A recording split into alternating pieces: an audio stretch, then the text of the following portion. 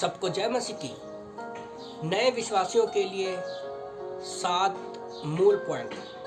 नए विश्वासियों के लिए 7 मूल पॉइंट।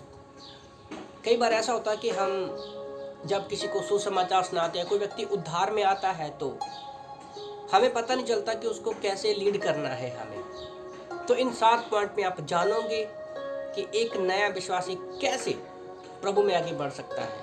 तो मैं क्लास के नोट्स पढ़ रहा था, तो उनमें मुझे ये पॉइंट अच्छे लगे तो मैं आप लोगों के साथ शेयर कर रहा हूँ। जैसे पहला पॉइंट है, जब आप किसी को सुसमाचार सुनाते हो तो सबसे पहला पॉइंट है कि उद्धार को समझना।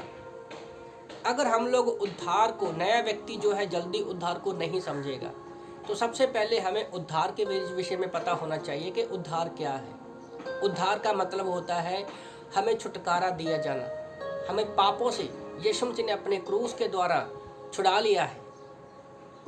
और उद्धार की जरूरत क्यों पड़ी? क्योंकि उत्पत्ति की किताब अध्याय 3 में आदम हवा ने पाप किया और वो पाप में गिर गए। फल खाया, आज्ञा को तोड़ा, फल खाया और वो पाप में गिर गए। पर यीशु मसीह के द्वारा परमेश्वर के साथ जो संगति टूटी थी वो दोबारा से ज्वाइन हुई। तो पहला पॉइंट है कि उद्धार को अच्छी तरह से समझना जरूरी है। दूसरा पॉइंट है मसीही जीवन को जीना। याद रखो, हमारे अंदर 2 स्वभाव हैं, पापी स्वभाव है और अभी पवित्र आत्मा अफिसियों की किताब अध्याय 1:13 के अनुसार अंदर आ जाता है। और गलातियों की किताब अध्याय 5 के अनुसार क्या है? शरीर आत्मा के विरोध में है, आत्मा शरीर के विरोध में है। तो हमारे अंदर एक युद्ध चलेगा। तो मसीही जीवन जीने के लिए हमें वचन में और प्रार्थना में, बाइबल को जब पढ़ेंगे उसके अनुसार हमें कैसे मसीही जीवन जीना है वो जानना बहुत जरूरी है। तीसरा पॉइंट, वचन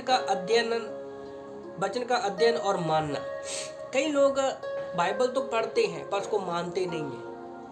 अगर आप बाइबल पढ़ते हो तो बाइबल में लिखी हर एक बात को मानना भी जरूरी है, और वो कोई ज़बरदस्ती नहीं है। हमें अगर उद्धार के बारे में पता है, परमेश्वर के प्रेम के बारे में पता है कि उसने हमें नरक में जाने से बचा लिया है, तो हमें बाइबल करने के बाद उसका अध्ययन भी करना है।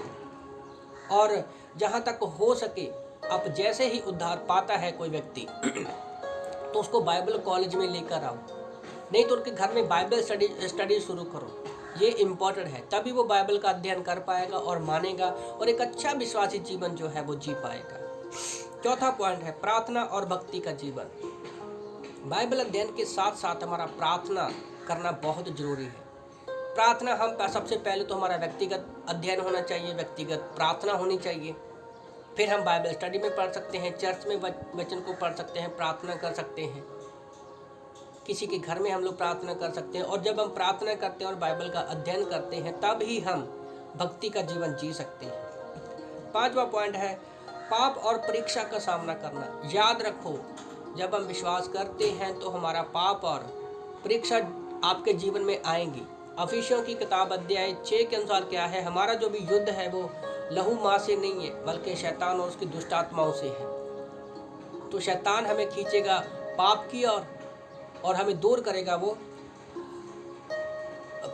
भक्ति से, और हमें परीक्षा में डालेगा। तो हमें उससे भागना नहीं है। पाप और परीक्षा से क्या है, उसका हमें सामना करना है पवित्र आत्मा की अगुवाई में। 6वां पॉइंट है सहभागिता और कलीसिया की सेवकाई में भाग लेना।